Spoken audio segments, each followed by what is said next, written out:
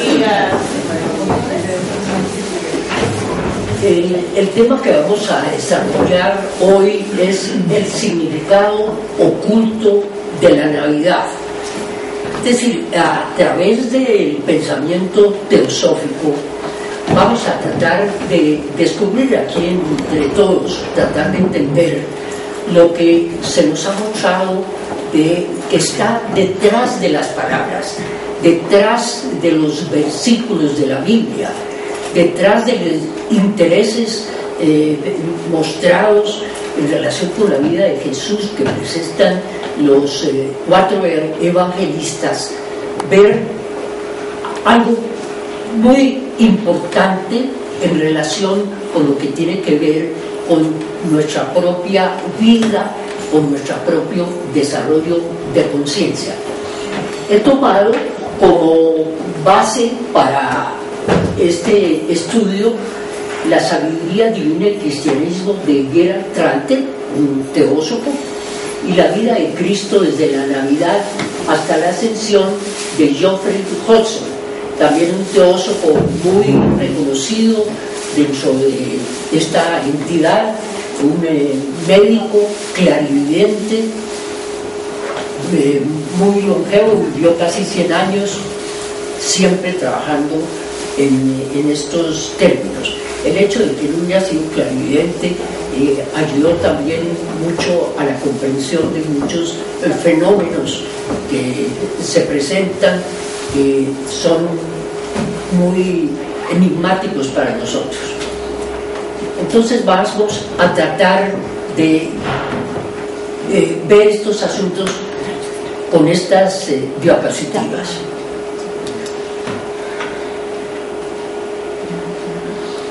Vamos a empezar con unas citas bíblicas. Yo me cercioré de que esas citas que nos citan estos señores, en donde nos dicen en dónde encontrarlas, fuera así. Pero si ustedes las anotan, pueden buscarlas y comprobar que eso es así.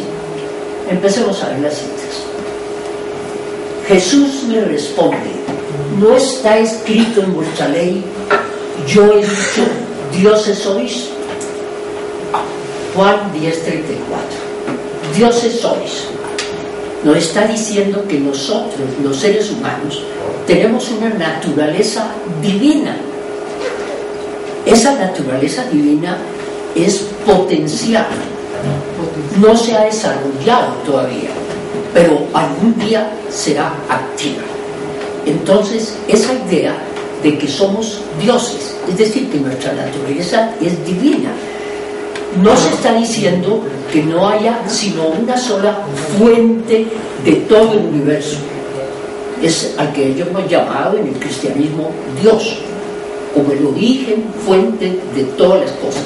Eso no vamos a tratar de verlo ahora, sino en relación con esta idea, dioses sois. No perdamos entonces de vista que nos está hablando a nuestra naturaleza esencial, que es divina. Otro poco. Por favor. Ya. Sí. Ya, bueno. San Pablo dice: ¿no sabéis que sois santuario de Dios y que el Espíritu de Dios habita en vosotros? Es decir, aquí nos está mostrando que hay una naturaleza divina inmanente. Nosotros hemos estado acostumbrados, de acuerdo con las enseñanzas cristianas que se nos dan, de que Dios es un ser que está fuera de nosotros. Es un ser trascendente. Lógicamente que es un ser trascendente, puesto que no está limitado por la creación, pero también es un Dios inmanente. El Espíritu Divino está en todo ser humano. Ahí está la cita de Corintios. Por favor. El Cristo místico es la naturaleza crística dentro de todo hombre. Esa naturaleza divina que se ha llamado el Cristo está en nosotros. Cristo en nosotros, en todo ser humano, que ha de nacer o despertar a la actividad por influencia de la inteligencia espiritual que actúa desde adentro, como lo aclara San Pablo a los Gálatas. Esa inteligencia espiritual que está en nuestro interior es la que nos va a permitir aquello. Es difícil entenderlo a través de la mente corriente que nosotros estamos usando. Se necesita ir a un nivel más profundo de esa misma mente, que es la que nos va a comprobar estas citas de estos discípulos.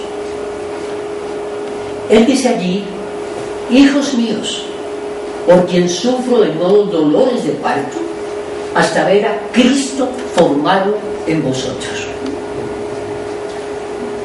Entonces, no solamente nos está diciendo que existió ese ser maravilloso, el Cristo, que nos trajo ese mensaje, sino que esa naturaleza crística que se muestra en él, se tiene que mostrar en nosotros algún día.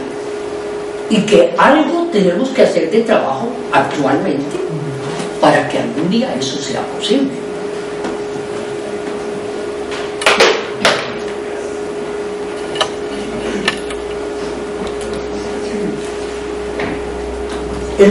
En Colosenses nos dice San Pablo, siga.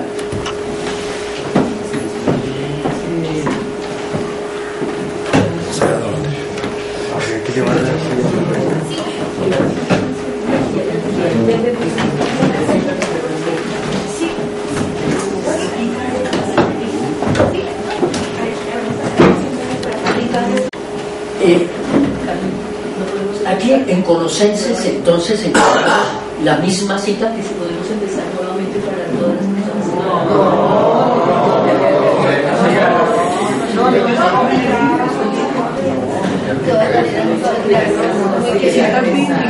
Muchas gracias por darnos tiempo. Muchas gracias. Sí, estamos presentando unas citas de la Biblia en que se nos muestra que nuestra naturaleza es divina, que nuestra naturaleza esencial es divina, que somos dioses, en el sentido de que compartimos la misma naturaleza de la causa de todo el universo, de Dios, la esperanza de gloria. Esa esperanza todavía, puesto que esa naturaleza no se ha desarrollado todavía en nosotros, está apenas latente.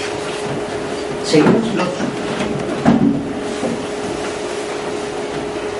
Algunos miembros de la raza humana han cumplido ya la orden de Cristo: sed perfectos como es perfecto vuestro Padre Celestial.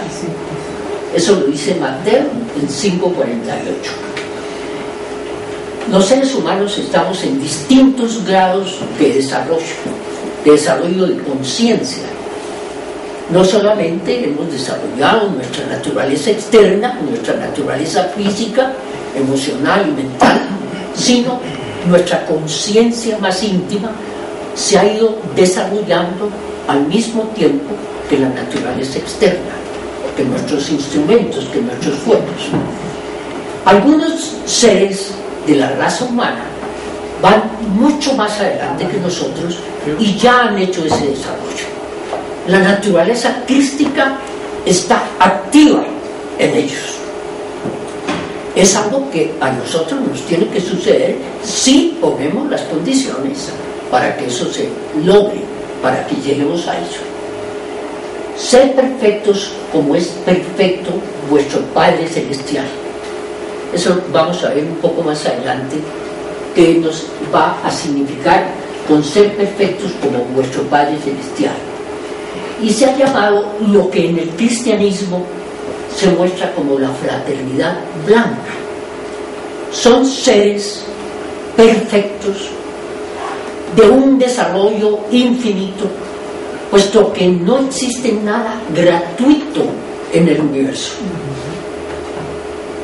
Cuando encontramos un ser que va mucho más adelante que nosotros, tenemos que presumir que pasó por las mismas dificultades nuestras, que la superó, la superaron y que han llegado a ese estado superior. Estos seres de la fraternidad blanca, seres santísimos y muy sabios, están ayudando en forma invisible a la humanidad en su desarrollo, pero han sido seres humanos imperfectos como nosotros, pero que han alcanzado esa perfección.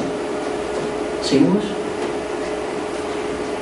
Dice Jesús: el que no nazca de nuevo no puede ver el reino de Dios. Se ha hablado de un segundo nacimiento. También lo vamos a ver un poco más adelante, este aspecto. Es decir, ha habido un nacimiento natural como seres humanos hace muchísimos millones de años, en vidas muy anteriores, pero ha sido un nacimiento hacia lo más denso, en lo material. Por eso ese gran desarrollo en lo físico y también en lo emocional y lo mental. El desarrollo de la mente ha sido extraordinario, pero tiene que haber un desarrollo en niveles superiores. Ese está representado por la natividad, por el nacimiento de Jesús, pero es algo que tiene también que suceder en nosotros, un segundo nacimiento. Eso nos lo dice Juan en capítulo 3, versículo 3.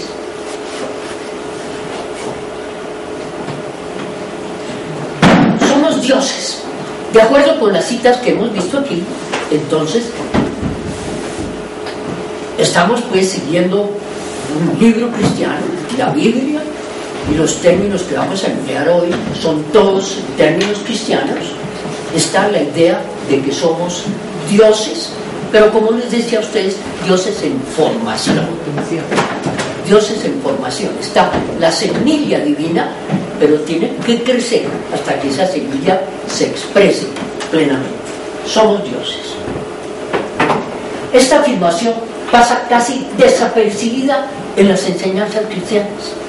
Es curioso, se toma como base la Biblia, pero se hace énfasis en algunos puntos y otros son como oscuros o se dejan de lado.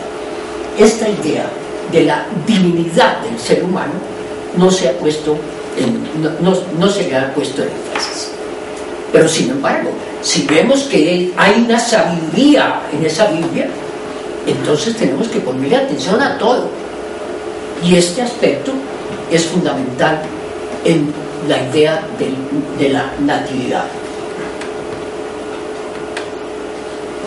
Nuestra divinidad es por ahora potencial y debe volverse activa.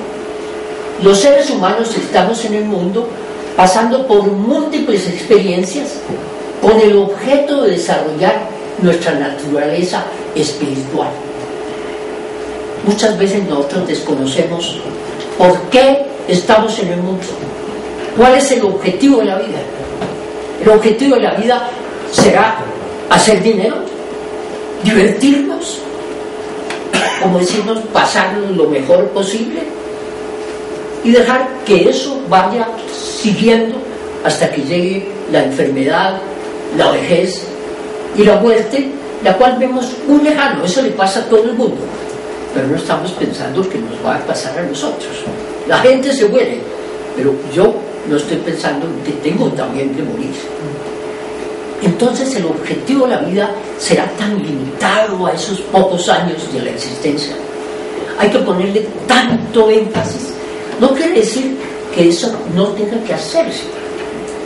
Tenemos nosotros, que estamos en un mundo físico, ponerle atención a ese mundo físico, ponerle atención a las necesidades nuestras y las de nuestra familia, tener un techo, tener una profesión que nos permita subsistir, etc.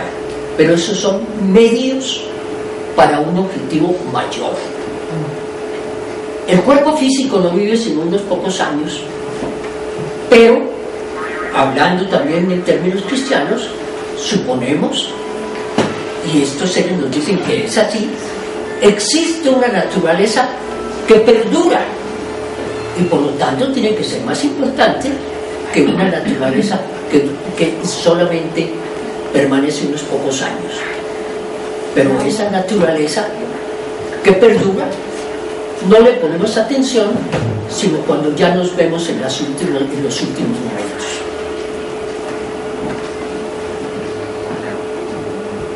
Esto nos está mostrando que hay que poner atención a esa naturaleza espiritual. ¿Será huir del mundo físico? No. Lo que nos está mostrando es que nosotros tenemos que vivir en este mundo físico como seres espirituales. Pero para eso necesitamos saber qué es ser espiritual y cómo actuar a través de ese mundo físico. Nuestra naturaleza es divina y humana. Somos seres integrales. Entonces tampoco podemos desatender la naturaleza humana, esa naturaleza mortal. Pero tanto la una como la otra tienen que desarrollarse cada vez más hasta alcanzar alturas inimaginables de perfección. Realmente la evolución es algo que ha estudiado mucho la ciencia,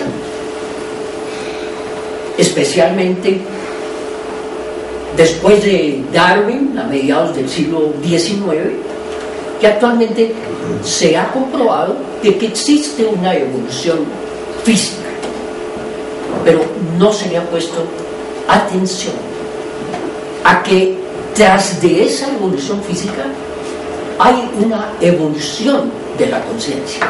Es más, que la evolución física es una necesidad para el desarrollo de la conciencia. En la medida que se desarrolla la vida, la conciencia, esa naturaleza divina, los instrumentos tienen que mejorar. Tiene que mejorar nuestro cuerpo físico. Parece que el desarrollo en el futuro será especialmente a través del cerebro, del sistema nervioso, no físico, y que hay un desarrollo de la mente, de las emociones también, por las necesidades espirituales.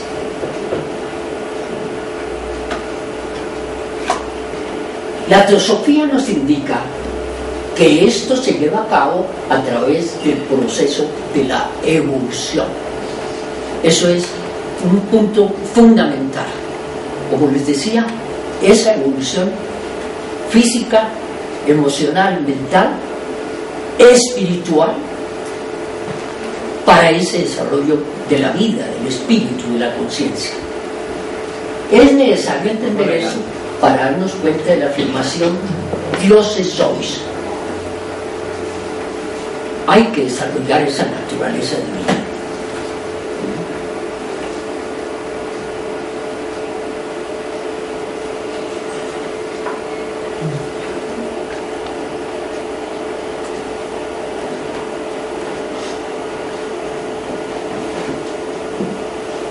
No me voy a demorar en esto mucho porque es un tema de estudio más profundo. Nosotros tenemos aquí en la Sociedad Teosófica grupos, logias, en que estudiamos todas estas cosas con profundidad. Y más o menos una o dos veces en el año hacemos unos cursos de aproximación a la teosofía, donde vamos a examinar cosas como esta con mayor profundidad, para que nos entendamos nosotros mismos. Pero por el momento quiero mostrar algunos puntos a través de esta gráfica. Aquí tenemos la palabra Dios, es decir, la causa de la manifestación.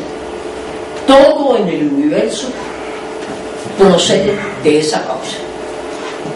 En el cristianismo se le da un nombre de Dios, en otras partes se les dan otros nombres. Hay muchas discusiones en cuanto a lo que las personas puedan pensar y creer que sea Dios, pero se acepta que hay esa causa primordial y que se manifiesta como una Trinidad: el Padre, el Hijo y el Espíritu Santo. Cuando se hace un estudio comparativo de religiones, nos encontramos que siempre esa causa se expresa como una Trinidad, y eso tiene una razón filosófica muy profunda, muy importante, que por hoy no vamos a examinar, sino que hay esos tres aspectos. Esos tres aspectos que están en la causa divina están en los dioses que somos. Nosotros también tenemos que expresarnos como una Trinidad. Esos tres aspectos tenemos que desarrollarlos a través de la evolución. Esa Trinidad, esa manifestación, se va a ver a través de nuestra constitución compleja como seres humanos. San Pablo nos dice que nuestra naturaleza es trina: espíritu, alma y cuerpo. La teosofía toma también esa división, aunque hace subdivisiones mayores para mostrar esos aspectos. ¿Qué es el espíritu?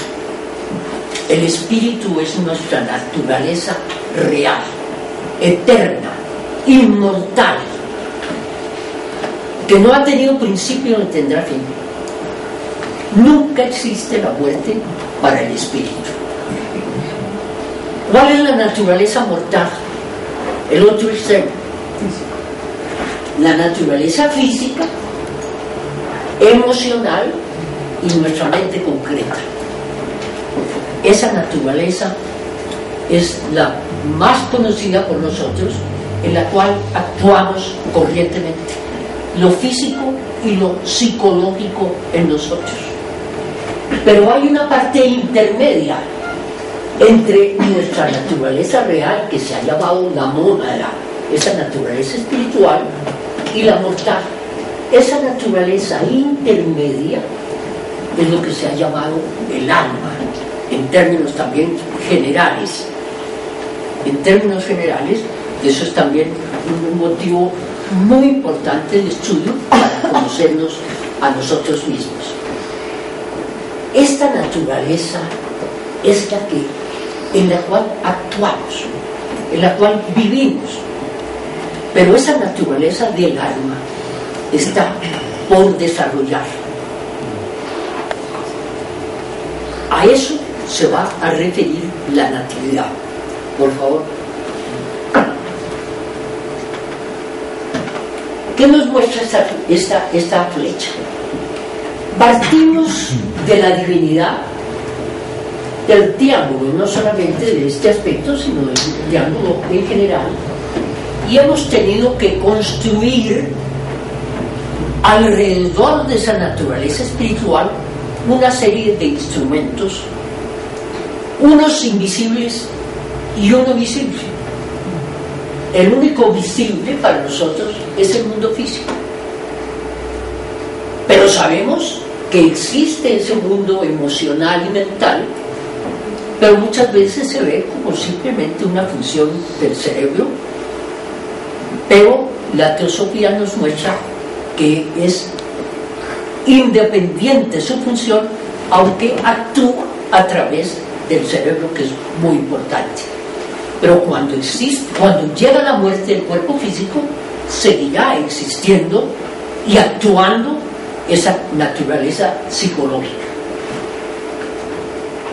En un desarrollo de millones y millones de años, hemos llegado hasta este punto. Este punto, que se muestra aquí como una flecha que baja, muestra una involución, un envolverse de espíritu de materia de distintos niveles, que ha producido un hecho. En la medida que nos envolvemos en materia sutil y cada vez menos sutil y más densa, nos identificamos con el mundo material y nos olvidamos del mundo espiritual. Eso se ha llamado la involución, que es una parte del periodo evolutivo. Al llegar al punto más bajo, es decir, cuando empieza a desarrollarse la naturaleza física, hay un cambio en el camino y vamos a volver a transitar ese terreno, pero en sentido inverso. Hemos venido de lo espiritual a lo material. Ahora vamos a salir de lo material a lo espiritual. Y nos hemos desarrollado hasta acá. Pero, ¿qué hay aquí? Aquí tenemos entonces un vacío que no nos está mostrando esta flecha, pero que tiene que cubrirse. Esto tiene que continuar el desarrollo para volver otra vez a nuestra frente. Pero no volvemos los mismos, sino volvemos realizados. Estamos en este punto, que es lo que he querido mostrarles aquí, porque después de esto vendrá ese segundo nacimiento. Por favor.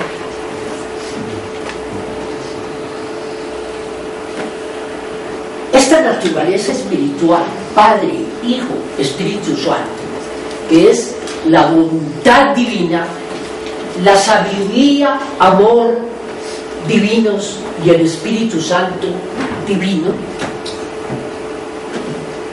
como en nosotros existe esa divinidad, existe esa Trinidad también, y se manifiesta en los niveles del alma. El Espíritu Santo en el hombre, o inteligencia creadora, en nivel de la mente superior. La mente tiene dos aspectos, es decir, un aspecto de la mente que trata con los hechos cotidianos, con lo corriente, con lo de todos los días, y una mente más elevada que hace como una síntesis del conocimiento que tenemos y hace una abstracción de aquello. Eso ya pertenece a la naturaleza del alma y es el Espíritu Santo en el hombre, la inteligencia creadora. Hay un nivel superior que se ha llamado el intuicional, que es el Hijo en el hombre, o la sabiduría, amor en el hombre. Nosotros no somos seres sabios todavía, y todavía más arriba está el Padre en el hombre. Sobre esto vamos a volver más adelante. Tenemos que recorrer entonces el sendero. Este es el sendero en el cual nos movemos y hacemos ese recorrido de saliendo de lo divino y volviendo otra vez a lo divino, pero realizados. Por favor.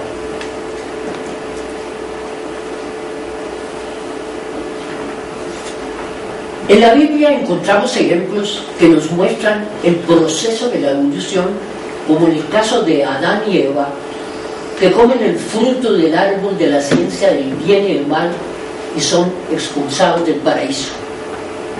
Todos conocemos esa historia, pero esa historia es simbólica. Adán y Eva, los seres humanos, nosotros, cada uno de nosotros estuvo en el paraíso, en el Edén, en ese nivel superior espiritual. Allí no había ningún problema, ningún conflicto, todo es perfecto, pero no tenemos conocimiento, no tenemos experiencia. Es necesario salir del paraíso. El ser tiene que comer del fruto del conocimiento, es decir, tiene que salir del paraíso. En términos generales, es expulsado del paraíso para que tenga experiencias y pueda realizarse. Solamente a través de las experiencias podemos desarrollarlos. Por ejemplo, bueno, un muchacho, 18 años, fuerte, puede desarrollar cualquier tipo de deportes, tiene la capacidad, pero tiene que estar dentro del medio adecuado para desarrollar esa capacidad. Ese joven nunca se ha metido al agua, y si le dicen, bueno, vas a nadar, tírate en la piscina lo más hondo, va a tomar agua y no va a poder nadar. ¿Quiere decir que no puede ser un campeón de natación? Sí, pero tiene que meterse en la piscina y tiene que hacer ejercicio y aprender a respirar y a mover los brazos y las piernas y demás, y tendrá la capacidad de ser un campeón. No basta estudiar natación por correspondencia o sentado en una silla leyendo un libro sobre natación. Tiene que meterse al agua. De la misma manera, para desarrollar nuestras potencialidades divinas, tenemos que meternos en las experiencias del mundo, y eso que es potencial se va volviendo activo. Adán y Eva, nosotros, hago un paréntesis para decir que los personajes que vamos a ver en la natividad están todos en nosotros. Todo lo que vamos a ver está dentro de nosotros. Adán y Eva, en este caso, somos nosotros mismos. Entonces tenemos que pasar por estas experiencias, huir del paraíso, salir del paraíso, ser expulsados de aquí. Y hay otro ejemplo también en la Biblia muy interesante, por favor, que es el del hijo pródigo, que voluntariamente se va de la casa de su padre. Es como si fuera ese paraíso, es parecido al del paraíso terrenal. Tiene experiencias, comete iniquidades, se hunde en los vicios, se da cuenta de sus errores. Todo eso lo cometemos por ignorancia. No sabemos lo que es nuestra verdadera misión, la verdadera felicidad que está dentro de nosotros, y la estamos buscando en lo externo, y por eso cometemos tantos errores. Se purifica y vuelve a donde su padre, donde es recibido por él con los brazos abiertos, como el hijo siempre bien amado. Es la historia esa de la evolución que vimos en el cuadro. Por favor.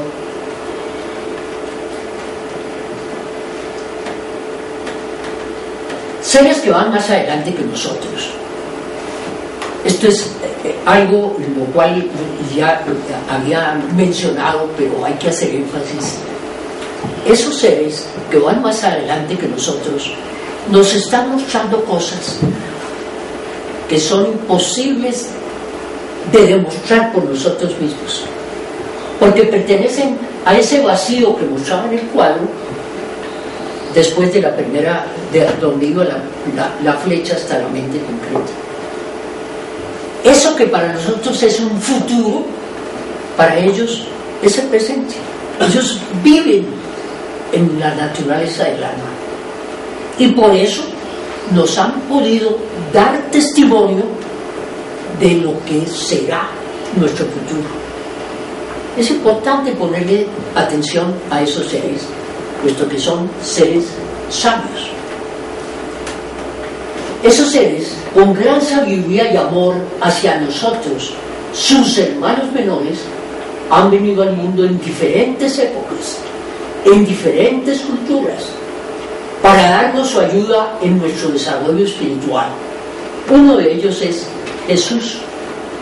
El hombre nunca estaba solo.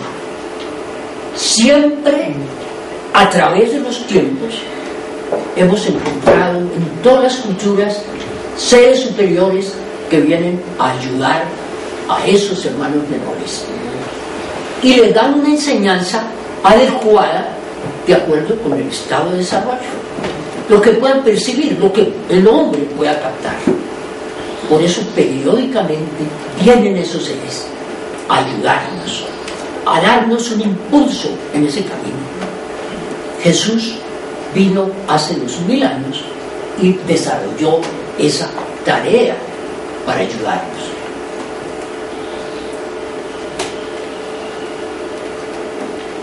Es algo hermoso que el mundo se regocije cada año con el recuerdo de su nacimiento y lo celebre con visibles muestras de veneración. Pero pocas veces se relaciona la vida de Jesús, según los relatos evangélicos, con verdades maravillosas acerca de las distintas etapas por las que tiene que pasar cada ser humano en su largo proceso evolutivo. Es decir, nosotros vemos eso como una experiencia histórica. Vino ese ser al mundo hace 2000 años, hizo esa tarea, esa prodigiosa enseñanza para el cambio del mundo, y queda entonces como si fuera algo del futuro. Es una tarea que se está haciendo ahora. La obra de Cristo hoy, a través de los seres humanos. Por favor. Al examinar los 4 evangelios, podemos ver que aunque se nos narran acontecimientos históricos de la vida de Jesús, aquí cuando vamos a ver este simbolismo, no estamos negando la vida histórica de Jesús. Él fue un ser histórico. Y lo que nos muestran allí es real, sino que detrás de eso están esos símbolos. El maravilloso relato no se pretendió jamás que fuera leído como un registro de acontecimientos externos, sino más bien como una revelación de la manifestación divina tras las manifestaciones materiales del hombre mortal. Entonces ellos buscaron revelarnos esa manifestación divina a través de cada uno de nosotros. Vamos a ver.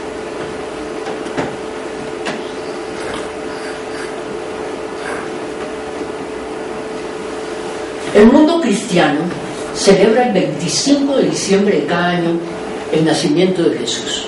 Por favor. Fue un acontecimiento de extraordinaria importancia en el mundo. Jesús vino a dar un mensaje espiritual a los seres humanos para ayudarnos a dar un paso hacia adelante en su desarrollo interno. Es indudablemente un hecho histórico, aunque se desconoce el año exacto de su nacimiento y menos aún el día y la hora.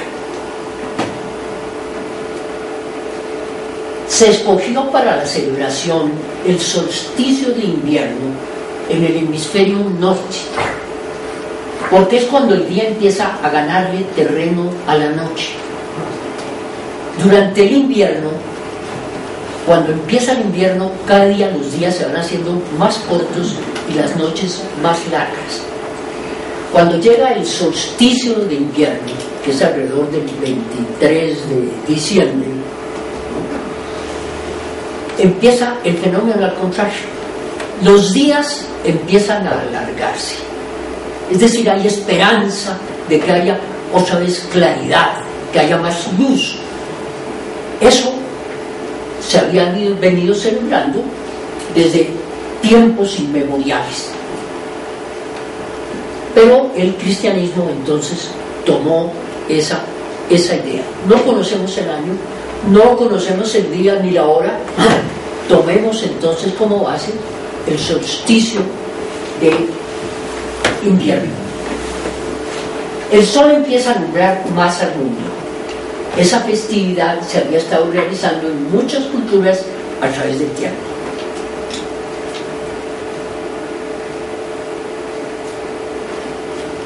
Como gran ser que es Jesús, es adorado, reverenciado y seguido por millones de cristianos.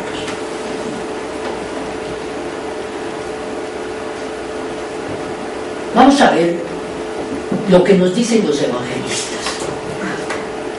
Ellos nos narran acontecimientos notables de la vida de Jesús, pero algunos investigadores que han hecho un estudio comparado de los evangelios se encuentran con que no siempre se refieren todos a hechos supremamente importantes. Por ejemplo, podemos examinar lo que dicen los 4 evangelistas sobre el nacimiento de Jesús y los hechos hasta la predicación de Juan el Bautista, que los 4 narran.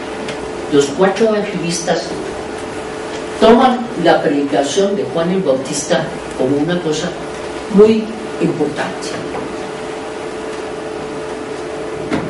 Tomando esta idea que nos presentan en esos libros de los cuales les hablé, yo me puse en el trabajo de hacer unos cuadros de los 4 evangelistas para ver las diferencias que hay entre ellos. Miremos sus cuadros.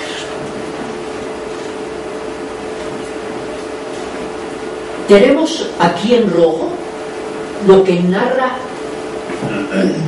todos los evangelistas o algún otro de los evangelistas, y en negro lo que narra solamente ese evangelista. San Mateo nos muestra la genealogía de Jesús desde Abraham hasta José. Desde Abraham hasta José, él pone esa genealogía. Pongan atención, van hasta José. José halla que María había concebido un hijo del Espíritu Santo. Entonces, José no es el padre es el Espíritu Santo. El ángel San Gabriel se lo revela en sueños. Allí también se nos dice que Jesús es hijo primogénito, no unigénito, sino primogénito. Él tenía hermanos. Mateo es el único de los evangelistas que nos habla de Herodes. Herodes supo por los magos que había nacido el rey de los judíos. Los magos le ofrecen oro, incienso y mirra. José huye a Egipto, la matanza de los niños. Herodes muere y José regresa con María y Jesús a Galilea. Eso no nos muestra sino Mateo. Es curioso que los demás evangelistas no nos hablan de eso. Y viene la predicación de Juan el Bautista y el bautismo de Jesús, del cual hablan todos. Miremos a ver qué nos dice San Marcos. San Marcos empieza con la predicación de Juan el Bautista y el bautismo de Jesús. No nos habla nada, absolutamente nada de lo anterior. Es algo que nos parece extraño. Si es algo tan importante en la vida de Jesús, ¿por qué no nos dice nada este evangelista? Veamos qué dice San Lucas. Esto está solo en Lucas. El anuncio del ángel a Zacarías de que Isabel daría a luz un hijo, Juan el Bautista. Anuncio del ángel Gabriel a María, una virgen, de que tendría un hijo, Jesús. También habla entonces de la virginidad de ella. El Espíritu Santo vendrá sobre ti, dice aquí. María visita a Isabel, el nacimiento de Juan. También habla de que Jesús es hijo primogénito. El nacimiento de Jesús y el viaje a Belén para el censo. Pongámosle atención también a este punto. Jesús nace en un pesebre. Un ángel hace el anuncio a los pastores, la adoración de los pastores, presentación de Jesús en el templo y regreso a Nazaret. Después de Belén, ellos vuelven a Nazaret. Predicación del niño Jesús en el templo. Y esto que está en todos los evangelios, la predicación de Juan, el bautismo de Jesús y la genealogía de Jesús, ya no desde Abraham, sino desde Adán. Termina en José también. Termina en José. Y veamos qué nos dice San Juan. San Juan habla en otra forma. Dice, en el principio era el verbo, y el verbo era con Dios, y el verbo era Dios. Todas las cosas por Él fueron hechas, y sin Él nada de lo que ha sido hecho fue hecho. En Él estaba la vida, y la vida era la luz de los hombres. La luz en las tinieblas resplandece, y las tinieblas no prevalecieron contra ella. Y a continuación dice, hubo un hombre enviado de Dios, el cual se llamaba Juan. Y sigue a la llena 20. Tampoco nos habla absolutamente nada de la vida anterior de Jesús. Parece algo muy extraño. Sin embargo, entonces, tiene razón del pensamiento oculto de los evangelistas tras esto. Sigamos un poco.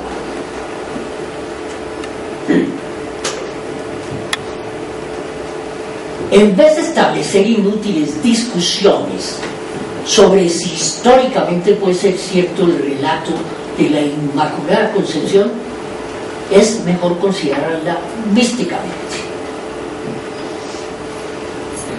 Vamos a verla entonces místicamente, que es la única manera de entender aquello.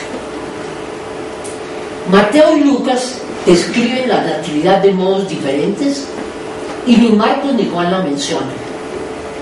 Mateo y Lucas hablan de una concepción inmaculada y un nacimiento virginal, aunque acentúan la ascendencia masculina de Jesús.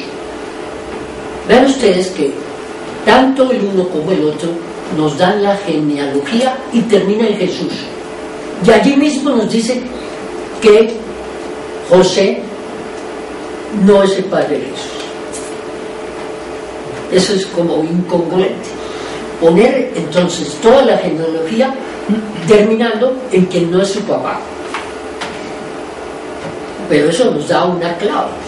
Entonces, mientras Lucas hace regresar a la familia directamente de Nazaret, Mateo la lleva a Egipto, huyendo de la persecución de Herodes. Nos lo muestran también de manera diferente. Y eso también va a tener una razón de ser. Sigamos otro poco. Bueno, esto no es motivo de... Estamos viendo la natividad y hasta el bautismo. Pero la resurrección tan vitalmente importante también se narra diferentemente, como también el hallazgo de la tumba vacía y las apariciones posteriores de Jesús. Todo hay que estudiarlo en una forma mística. Sigamos.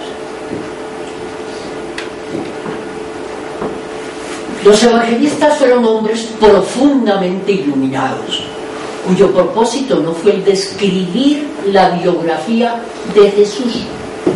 Si fuera a escribir la biografía de Jesús, todos empezarían quién fue su mamá, quién fue su papá, en dónde nacieron, en qué año, en dónde vivían, todas las cosas como se narran en una biografía. Aquí no se está narrando una biografía, sino más bien el de revelar verdades que son eternas, abriéndolas con el velo de alegorías y símbolos que están en los evangelios. Por favor. Como iniciados que eran, es decir, como seres iniciados, como les decía al principio, son seres que ya han realizado una naturaleza superior del alma, por lo menos en algún sentido. Los escritores de los evangelios estarían bajo dos obligaciones. Primero, revelar verdades ocultas. Y segunda, conducir a los lectores intuitivamente despiertos hacia el conocimiento oculto. La manera de enseñar de Jesús viene a conocerlos. Él hablaba al pueblo en general y les hablaba generalmente en parábolas, pero después de que hacía enseñanza se nos dice que se reunía con sus discípulos y les daba una enseñanza secreta, oculta. ¿Por qué oculta? porque el pueblo no estaba preparado para entender lo que se les decía. Lo que busca un gran ser cuando viene al mundo es ayudarnos a dar un paso en la evolución, no darnos todo. Nos abrumaría posiblemente si no entendemos toda esa cantidad, esa montaña de conocimiento de lo superior. Entonces se le da en parábolas, de forma que comprenda la gente lo que él quiere dar como mensaje.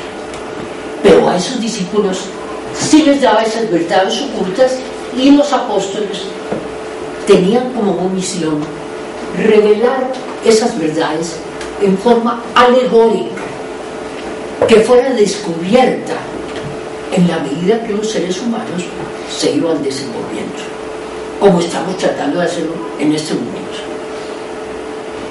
y conducir a los lectores intuitivamente despiertos hacia ese conocimiento oculto. Por favor. La concepción y el nacimiento son inmaculados, pues son totalmente espirituales. Entonces no tenemos que discutir si la Virgen dejó de ser virgen cuando estuvo con el Espíritu Santo o no estuvo, o si eso es posible, si el método natural es un pecado, no sé, bueno, tantos misterios que le ponemos al asunto cuando lo vemos físicamente. No, porque eso lo vamos a ver con esa enseñanza mística.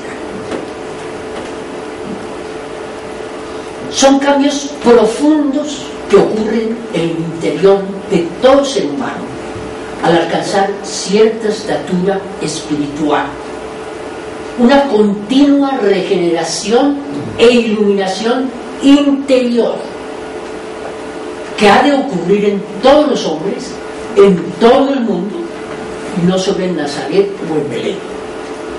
Entonces aquí tenemos que ver esa natividad como algo que debe suceder en cada uno de nosotros.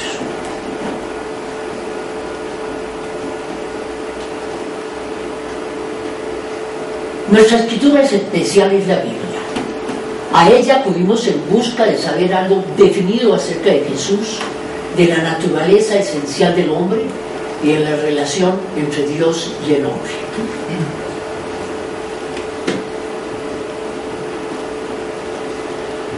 Para la mayoría de las iglesias cristianas, Jesús fue el único hijo engendrado de Dios, a pesar de que los evangelistas nos hablan de que fue el primogénito. Fue a la vez Dios y no Dios. Esta presentación es un misterio y lógicamente una imposibilidad. O es Dios o no es Dios. Pero no puede ser eso. Esto es incongruente. Jesús nunca se llamó a sí mismo Dios. Por el contrario, constantemente habló de sí mismo como el Hijo del Hombre. Esto guarda consistencia con el estilo literario que es común a todas las escrituras orientales. Es decir, a través de su naturaleza como hombre, es que llega a ser el Hijo del Hombre. Es el fruto de todas experiencias como un hombre, para mostrar su naturaleza divina. Jesús dijo también: yo y mi Padre somos uno, con lo cual se nos está diciendo que Dios y el hombre son uno. Sobre esto también vamos a ver un poco más adelante. Yo y mi Padre somos uno. Por favor. Los cristianos usan el nombre Jesús y el título Cristo como si fueran intercambiables, con lo cual causan confusión.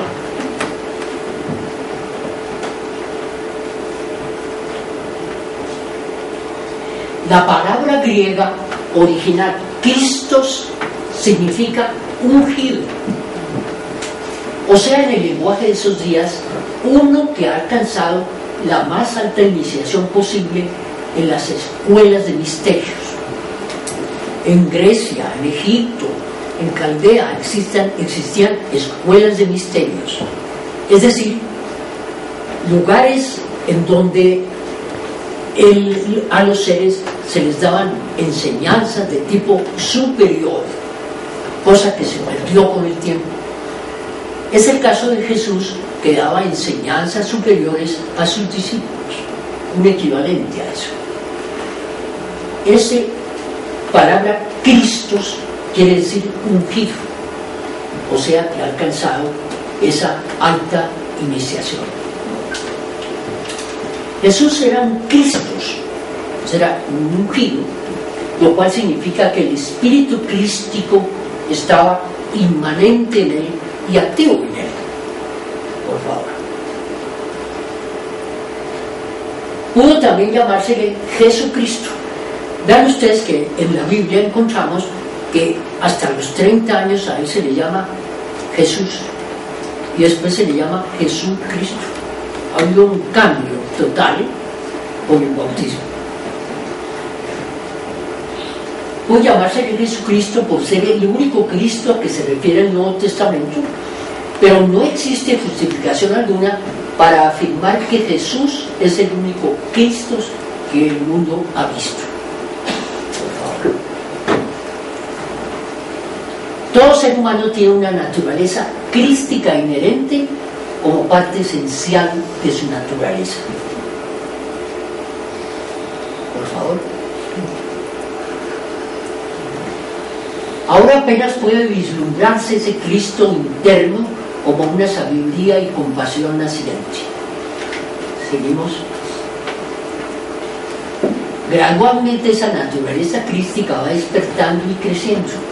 Luego el Cristo interno se convierte en una luminaria y un centro de paz imperturbable. Seguimos. Bueno, todo esto ha sido un preámbulo para que veamos la alegoría. La alegoría comienza presentando los padres de Jesús, cuyo papel debe aclararse desde el punto de vista esotérico. María, la madre, representa el alma del hombre.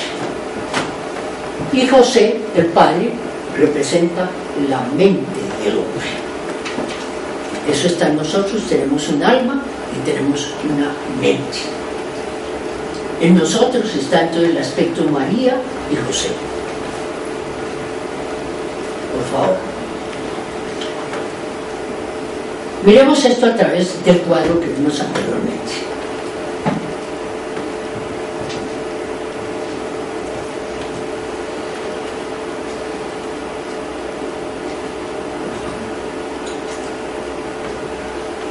Estábamos aquí. Este es nuestro estado de desarrollo. Esta es nuestra parte. José.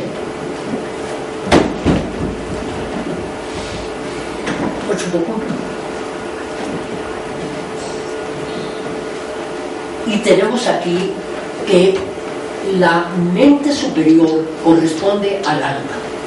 El alma sería lo correspondiente a estos tres aspectos: el Padre en el hombre, el Hijo en el hombre y el Espíritu Santo en el hombre. Entonces María representa el alma. Esa alma, como lo vimos en el cuadro hasta llegar hasta este punto, no ha tenido todavía gran desarrollo. Necesita ser vivificada por el Espíritu Santo para que haya ese crecimiento. Al unirse el alma con el Espíritu Santo, nace el Hijo. Es decir, nuestra naturaleza interna ha crecido hasta un punto de desarrollo superior al de la mente. Al no conocer que exista eso, muchas veces el hombre niega que haya algo superior a la mente, porque no ve nada más. Dice, la mente tiene unas posibilidades increíbles, indudablemente, pero la mente es limitada y hay niveles superiores. El nivel intuicional, que viene a ser el desarrollo de la conciencia en ese nivel, está por encima del de la mente. Nuestra mente trabaja en esta forma. Existe un observador, la persona que está utilizando la mente. Quiere observar algo, ese algo está fuera de él. La relación entre el observador y lo observado es el conocimiento. Esa es la forma de actuar de la mente. La observación de la mente puede ser equivocada, puede ser parcial, puede ser muy profunda, pero al fin y al cabo está limitada. Nuestra observación de lo externo hace que eso mismo sea una barrera para tener el conocimiento profundo. En el caso del desarrollo de la conciencia hasta este nivel, hace que la mente sea intuitiva, es decir, que el conocedor se convierte en objeto de conocimiento y la observación es de sí mismo. Eso que va a conocer es el mismo conocedor y por lo tanto no hay lugar a ninguna equivocación. Por lo tanto, la mente ya pierde el poder que ha tenido hasta ahora porque existe algo superior. José es la mente y por lo tanto no puede llegar sino hasta aquí, en este campo. José no es el padre de Jesús, que está representado aquí como el Hijo del Hombre. Es el resultado de la unión del alma con el espíritu que da nacimiento al Hijo. Es un nacimiento espiritual. ¿Podemos seguir otro poco? El nacimiento virginal.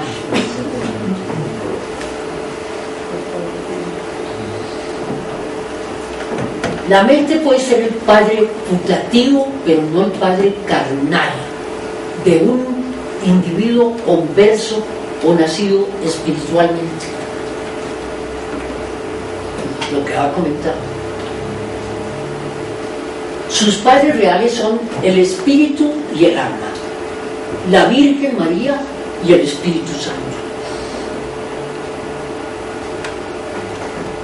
La mente, el intelecto, puede cumplir un importante papel, pero no obstante limitado en el progreso espiritual y moral del hombre. Y por eso José, quien no es el constructor de la casa, sino quien la abastece y la amuebla, no es un constructor, sino un carpintero cuyo ejemplo sigue el niño Jesús.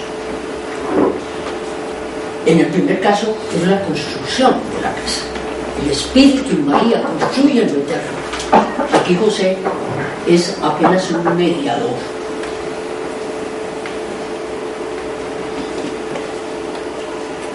José, en su papel de proteger a Jesús contra Herodes, o sea, contra las tendencias materialistas del mundo que tratan de destruir la inocencia. Es decir, también Herodes está en nosotros. Cuando nos queremos aferrar al mundo material, no lo queremos soltar. Y muchas veces lo espiritual viene a ser un estorbo para eso. Entonces, Herodes no quiere que nazca el niño y busca entonces su destrucción.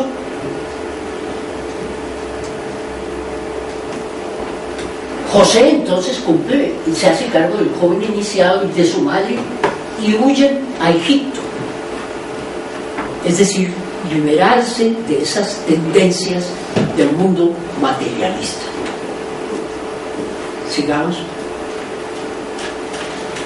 Egipto representa aquí las lecciones que han de derivarse de la observación y el conocimiento del mundo y que son un factor indispensable para el desarrollo del alma. Estos se presentan periódicamente. En el Antiguo Testamento, José también va a Egipto con sus hermanos. Y allí también él alcanza una gran jerarquía en el imperio en Egipto, y también simbólicamente a los 30 años, como Jesús simbólicamente a los 30 años hace su predicación. ¿Seguimos? La escala de evolución ha de ser recorrida desde el peldaño más bajo hasta el más alto para el pleno desarrollo del alma. Es decir, toda esa flecha que pusimos allí debe recorrerse sin saltar un solo peldaño. Solamente cuando el aspirante está firmemente cimentado, fuertemente polarizado en la recta dirección y suficientemente avanzado para no tener nada que temer de Herodes, es decir, de las tendencias del mundo, puede regresar tranquilo a la tierra de Israel. Nuestra naturaleza inferior ya no tiene poder sobre el ser que ha logrado ese desarrollo espiritual. Ya puede salir de esas experiencias, no las necesita. Puede volver de Egipto a Israel, a su verdadera casa.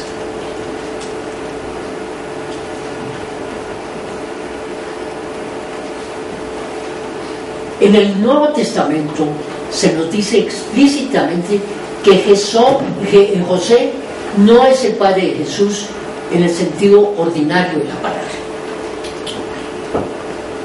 La razón mística para ello es que la mente sola no puede hacer que el espíritu se manifieste en el hombre.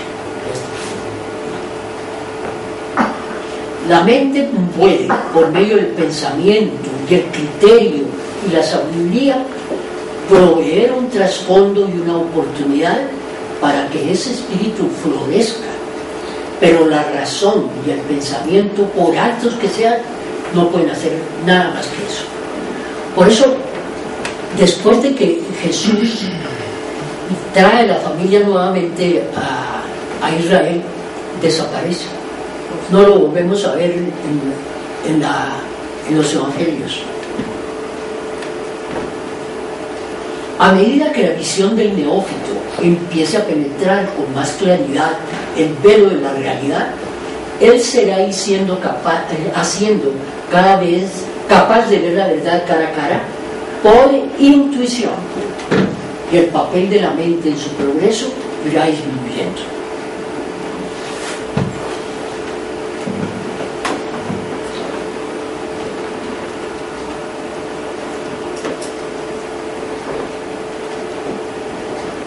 Según el relato literal, el nacimiento del niño tuvo lugar bajo circunstancias difíciles y muy humildes.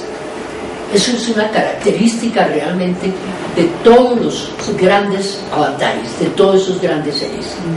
Siempre ese nacimiento es humilde y circunstancias difíciles.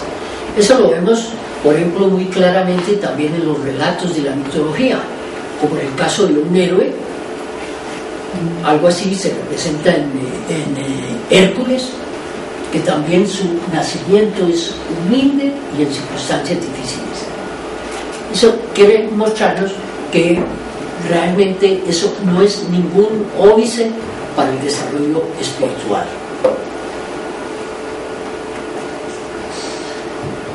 Parece que la intención es mostrar que la iluminación espiritual es igualmente posible para todos los hombres, por desfavorables que sean sus circunstancias, y que su luz es tan resplandeciente en comparación con la más brillante que pueda dar el mundo, que hace que ésta parezca oscuridad. ¿Seguimos? El nacimiento del niño va acompañado de la adoración de los pastores. Las ovejas se comportan típicamente como aquellos hombres que, por carecer de un verdadero y alto propósito en la vida, vagan sin sentido de un lado a otro. Es decir, el común de la humanidad a ese pertenecemos, somos esas ovejas. Y necesitamos unos pastores que nos guíen, esos seres iluminados.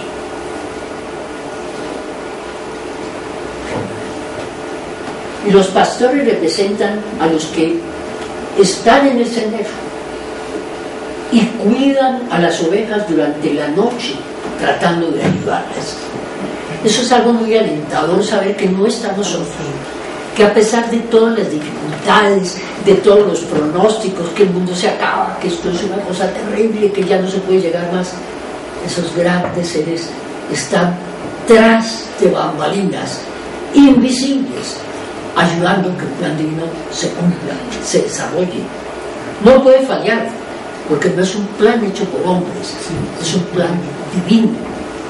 Esos seres cuidan a las ovejas durante la noche. Podemos decir que estamos en esa oscuridad, en esa noche, pero ellos están cuidando. Estos pastores se deleitan naturalmente cuando nacen Cristo. También se nos dice que vinieron 3 sabios del Oriente a tributarle homenaje. En todas las religiones, el Oriente es el lado de donde vienen los dones divinos a los hombres. Esos dones se mencionan aquí como oro, incienso y mirra. Oro, la verdadera sabiduría espiritual y el discernimiento. Incienso, la suave fragancia de la aspiración a lo alto que sube bajo la influencia de la ardiente voluntad representada por el fuego del incensario. Y la mirra, el aroma natural de la santidad. Todas esas son cualidades de la naturaleza espiritual, del alma, después de que ha nacido, después de ese segundo nacimiento.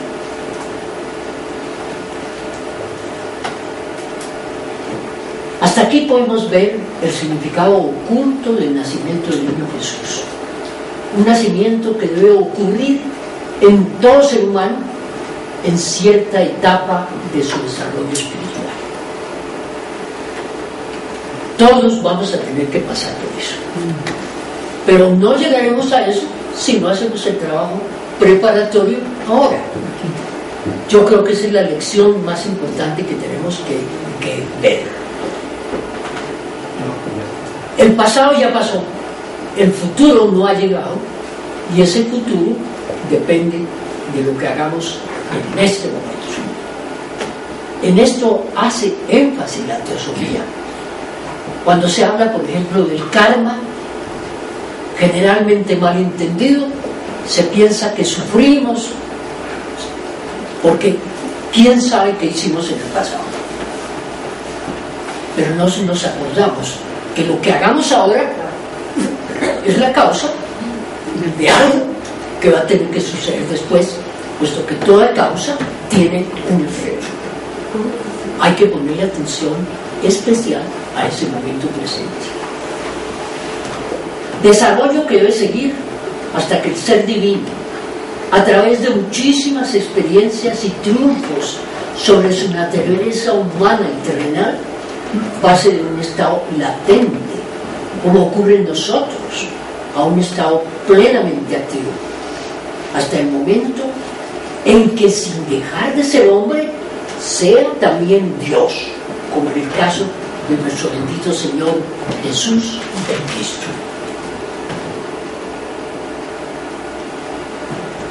Todos esos pasos en el camino ascendente se encuentran en forma alegórica en los relatos evangélicos sobre la vida de Jesús hasta su gloriosa ascensión a los cielos.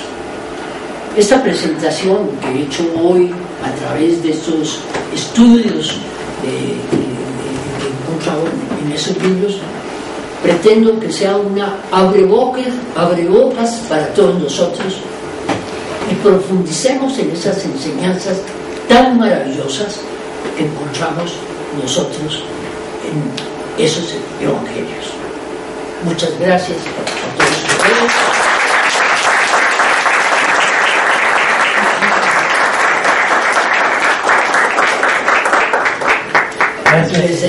entonces que haya esa Navidad, ese segundo nacimiento para todos. Sí, muchas gracias. Si hay alguna intervención, con mucho gusto. Pero en el caso nuestro hay chispazos de intuición, pero no son permanentes. ¿Ya usted? ¿Debe llegarse a un estadio de pura intuición? ¿Cómo? ¿Debe llegarse a un estadio de pura intuición? De intuición. De intuición. Es decir, que nunca hay posibilidad de error en ese caso de esos grandes seres, en relación con las cosas superiores, naturalmente, ¿no? Porque su estado de conciencia es intuitivo. Él siempre se identifica con lo que observa. Cuando ellos nos observan a nosotros, nos están viendo como seres espirituales. Cuando nosotros examinamos a otro ser, lo vemos con todos sus defectos y con todas sus cualidades.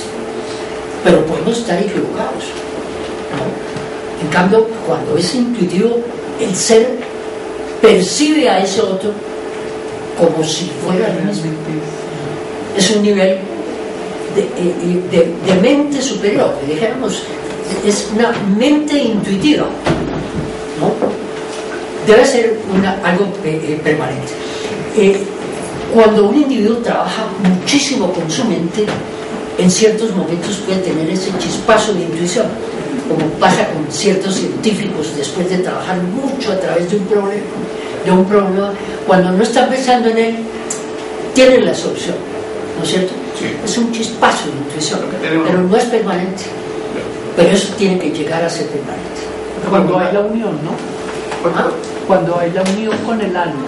Sí, una cosa entonces ya es permanente. La conciencia está desarrollándose. Nuestra conciencia no se ha desarrollado sino hasta el nivel de la mente. Todavía no más allá. Pero existe esa intuición potencial, abierta, pero tiene que desarrollarse. Entonces nosotros no podemos decir, ahora no voy a usar la mente, sino voy a usar la intuición. Eso no es posible. No es posible. La herramienta que tenemos ahora, el instrumento que tenemos ahora, es la mente, usémosla, ¿no? De la mejor manera. Pero realmente poniendo esas condiciones y yendo a lo más profundo de las cosas, esa intuición va despertándose. Tiene que ir despertándose, pero eso es gradual. Para ser dioses se requiere de una iniciación. Vamos a ver, aquí se ha llamado esa iniciación, tomando ese término de los misterios. A ver, pongamos un ejemplo. En el campo de la medicina, por ejemplo, está la cirugía, ¿no? Un individuo puede ser un médico sin llegar a ser un cirujano, ¿no es cierto? Sí. Pero algunos pueden tener ciertas capacidades especiales para poder ser cirujanos. No todos pueden tener esa habilidad. En ese caso, ese individuo está tomado a cargo de algunos seres que ya lo saben hacer y le ayudan a que tenga una técnica para que pueda lograr los buenos resultados de la cirugía. El ejemplo no es perfecto, pero puede servir. En el caso de los seres humanos pasaría algo similar. Mientras no tengamos las condiciones, no podemos ir más adelante. Cuando esos grandes seres ven que podemos ser de ayuda al mundo, no es porque nos consideremos que somos mejores que otros. Ellos no están viendo al individuo como separado de la humanidad. Ellos son servidores del mundo. Y si ven que ese individuo puede ser un servidor, pueden despertar ciertas facultades, ciertos centros en ese ser que le permiten desarrollar una función. A eso se le ha llamado una iniciación. Pero no es que esos maestros, esos seres superiores lo puedan hacer por él. El individuo ha tenido que poner las condiciones, pero si ha puesto unas condiciones y son adecuadas, va a tener esa ayuda para ser mejor servidor del mundo. Pero tiene que morir para lograrlo. Morir en el sentido iniciático. Morir, dijéramos, a lo externo, a los apegos, a todas las condiciones que nosotros hemos puesto como indispensables, ¿no? A la codicia, a la envidia, a los celos, a la lujuria, todas esas cosas. Ha tenido que morir hace muchísimo tiempo, pero tiene que morir también al orgullo, morir a sentirse superior, muchísimas cosas, a la separatividad. Mientras nos sintamos separados, no tenemos interés en servir al mundo. Ayudar. Tiene que llegar, haber llegado hasta cierto punto una decisión de sentirse parte del dolor del mundo para aliviar. Le pregunto, ¿es elegido o puede elegirse, puede postularse? Tiene que construirse él mismo. Se dice que esos grandes seres pueden darse cuenta dentro de la humanidad cuáles pueden tener esas condiciones, ¿no?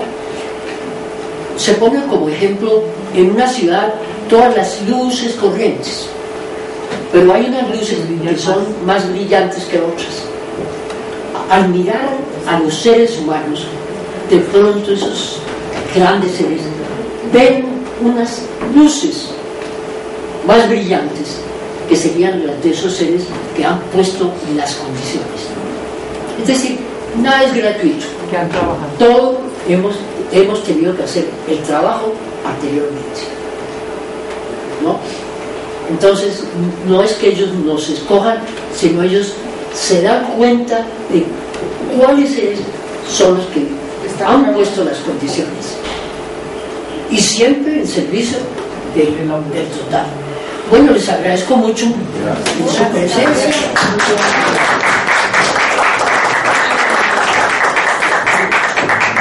Y ya entonces